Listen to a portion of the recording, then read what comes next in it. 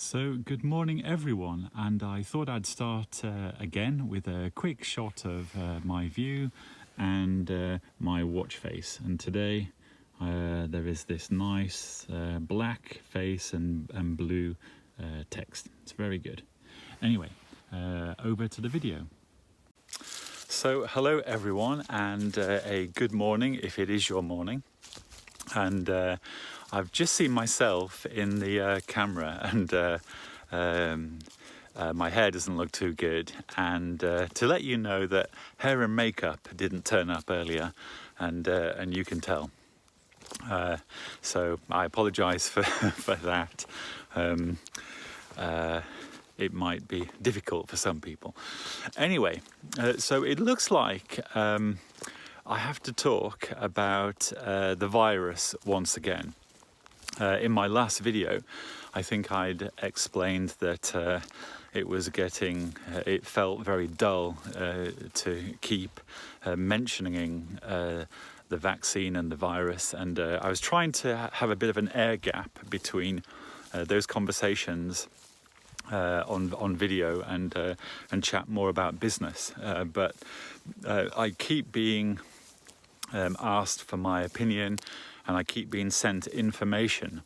In fact, and the last few weeks in particular, I'm bombarded with emails and messages from people that are genuinely concerned, and they really do just want some framework of reference around the pandemic once again to try and understand what is going on. And so I literally receive these emails and messages, and I always sit back and think, my goodness, we're 2 years into this thing now, and what strikes me first of all when I think that is that apparently in history, all pandemics that we've had to date, they've all lasted, a pandemic has not ever lasted more than 2 years. So by that rationale, COVID-19 should be over pretty soon, because in history, all other pandemics, they've only lasted 2 years. But you do get the feeling that this pandemic has legs, that coronavirus has legs. Other viruses, seem to fizzle out within 2 years, but this one seems to be able to keep going. And I do find that very interesting. And in another video I've done, in an earlier video, I offer some thoughts about this. Actually, I've just said that word thought, and it's made me once again, I have to reiterate that everything that I say on video is an opinion. It's just an opinion. I don't know what I'm talking about, and I'm not quoting any facts. In fact, I'm talking nonsense. And so I'm saying that to deal with the censorship bots and other people that might not want me to say certain names or certain things. And that's definitely the case. I've actually spent a bit of time going through material and looking at YouTube's community guidelines, trying to work out where the red lines are, because it's very, very non-specific. You just don't know what it is that they don't want you to say. And with YouTube, when you appeal, that process really doesn't. It appears to me that it doesn't really work. They just don't want you to say certain things, mention certain names, or talk about certain theories. They just don't want that. And unless they specifically tell you, it's very difficult to know what you can and can't say. Anyway, let's get back to this. So, the last few days I've had a few, it's not a few, it's many messages, emails from people.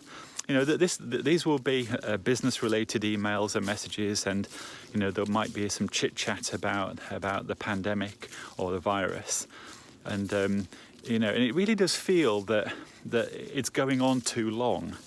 Once again, we're hearing about cases going up, although I my own little research, I can't really find the proof of that. Well, not the figures that are being presented anyway. Yes, I do chat to people that have COVID, and both vaccinated and unvaccinated people. But recently, so this is just my personal circumstances and my personal reference. I mean, this is amazing, but everyone that I am aware of that has COVID right now, they're all double jabbed. And so that's a fact. I'm not worried about saying that because it's true. I do know one or two people that are unjabbed, that have had COVID, but they're all fully recovered now. And they all now have natural immunity, I'm going to call it. Well, they've done the antibody test and they have the antibodies. And so they're all recovered. But every person that I know right now with COVID is double jabbed. Anyway, but one thing that, did get me, I saw something about there's a large number of professional sports people that are unvaccinated via choice.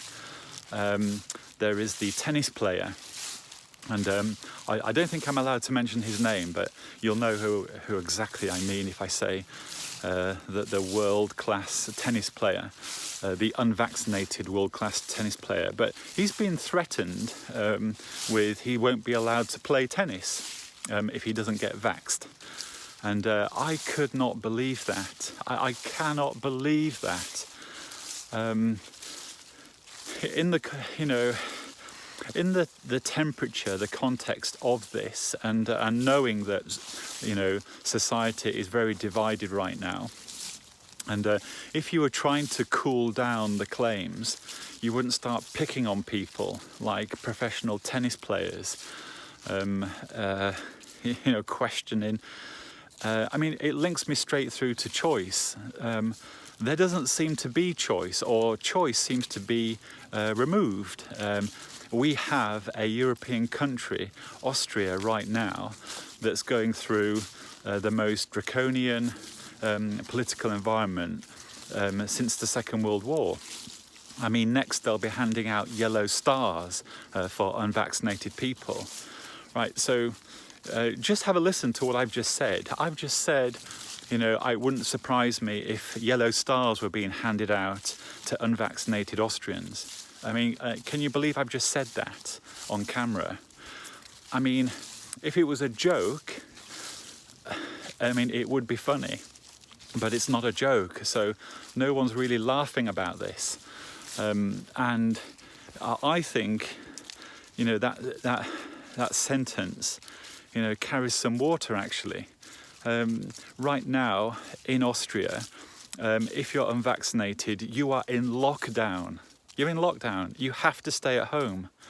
You are allowed out to go shopping and exercise. But Austria has also announced that in February next year, that's like 2 months away, you are subject to forced vaccinations. The state requires you to have an injection in your arm with a biomedical treatment. A vaccine, but you are going to be forced. Now, in that statement that I've just said, what part of that makes sense to people in the context of the World Health Organization stipulates that it does not support mandating vaccines?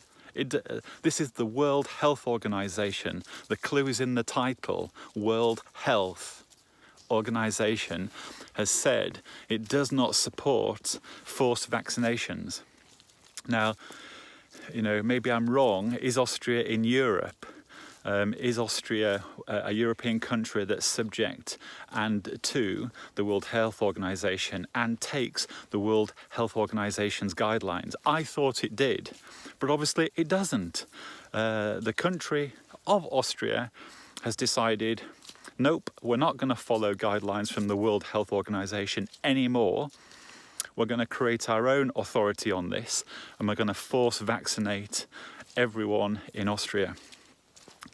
I mean, we have to say this again because it's happening before our very eyes. It's real. We were told at the very beginning, take these brand new vaccines. They are safe and effective. They're 96% safe and effective. This will make the pandemic go away. Months later, it seems that those claims are meaningless. It does not stop transmission. It does not stop infection. In fact, the statistics are 50-50 against unvaccinated people. So the goalposts keep moving. The narrative, it seems to be getting worse, not better. And we're heading towards the 2-year cutoff point, and there seems to be no sign of this pandemic ending when all other pandemics on planet Earth have ended. So can you see what I am saying? And remember, I am talking a load of rubbish. This is not factual, it's just my opinion. I'm a crazy person and this is all nonsense. But you see, that's the reason why you haven't switched off this video.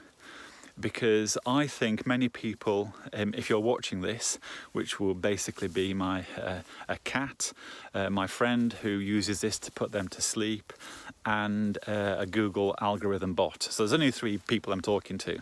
The cat really doesn't mind, and yeah, my friend, well, they're grateful because they fall asleep. But anyway, apart from, right, so one of those, I don't know, they might switch it off. But the thing is, what I'm saying has an element of ringing true for a lot of people.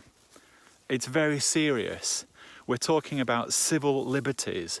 We're talking about something that impacts civil rights and civil freedoms. We're talking about legislation. We're talking about a country's governance. You know, we're talking about something so important. But yet Austria thinks it can just mandate the most draconian action against its people in history, is my opinion. So I do find that absolutely unbelievable. I mean, unbelievable. What I'm really struggling with is I can't speak freely. So this piece, I feel like I have ball and chains around my legs and my arms, around my vocal cords. I'm not actually offering you what I really think. This is very restricted, but hopefully, you know, there are breadcrumbs in what I say, and the real meaning will be conveyed to people. So yeah, I want to bring this to an end because I am sick of having to talk about it.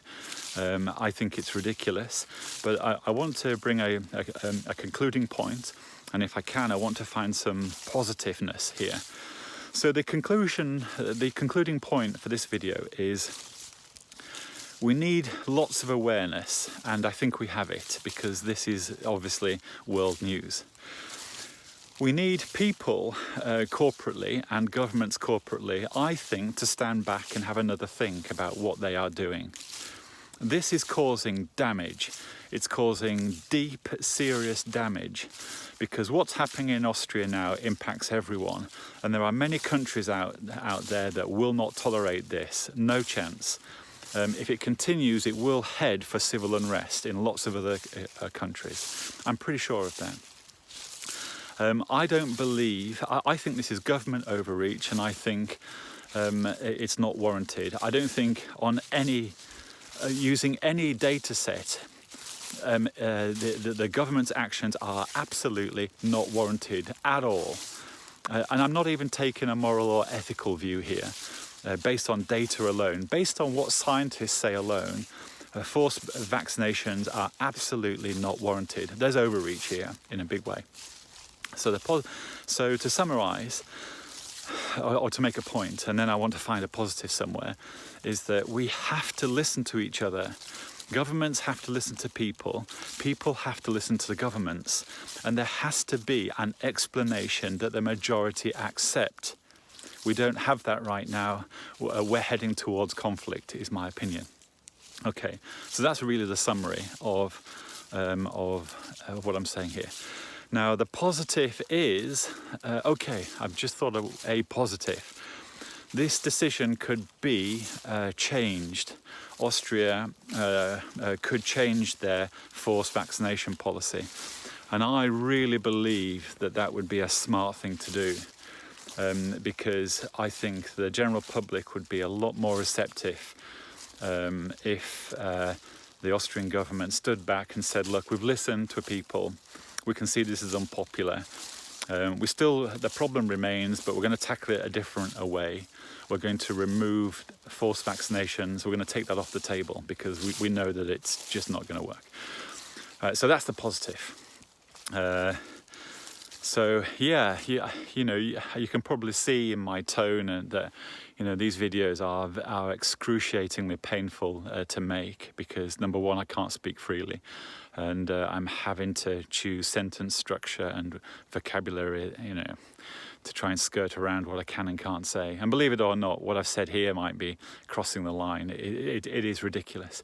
Anyway, I'm going to say ciao for now, and hopefully I'm going to shoot a video straight after this about business that might be more interesting. Anyway, I hope everyone is well, and see you all again.